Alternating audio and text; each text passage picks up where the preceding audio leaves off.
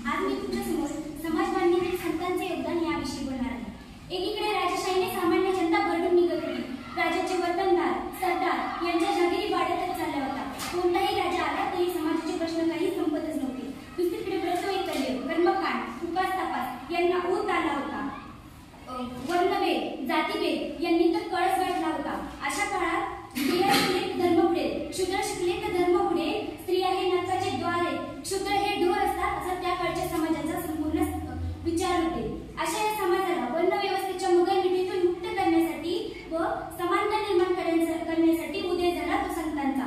संतांमुळे समाजाला अंधारातून प्रकाश वाटत दिसला आणि खऱ्या अर्थाने समाज बांधणीचे कार्य सुरू झाले. प्रथम महाराष्ट्र आणि कर्नाटकमध्ये संत बसवेश्वर यांनी समाज बांधणीच्या कार्याचा पाया बांधला. 1105 मध्ये जन्म झालेल्या संत बसवेश्वरांनी वयाच्या 8व्या वर्षी मुंज करण्यास नकार दिला. मुंज करायची गरज काय? मुंज करायची असेल तर प्रथम माझी मोठी बहीण नागा अक्का हिची मुंज करावी असा त्यांनी आग्रह धरला.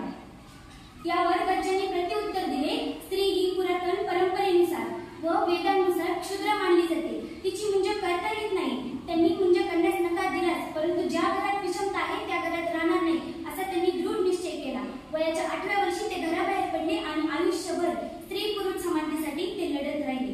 ते म्हणतात, गुरु असू वा जंगम परीक्षा केल्या विना स्वीकारू नये असा मोलाचा संदेश त्यांनी संपूर्ण समाजाला दिला. बसवेश्वरांचे हे महान कार्य पुढे 12व्या शतकात चक्रधर स्वामींनी लिहिले आणि 13व्या शतकात त्यांचे हे कार्य पुढे संत ज्ञानेश्वरांनी लिहिले. संत ज्ञानेश्वरांनी या स्त्री पुरुष कार्याच्या समानतेचा भक्कम असा पाया बांधला आणि या समाजाला वर्णव्यवस्थेच्या मगरमिठीतून मुक्त करण्याचे मोलाचे कार्य केले.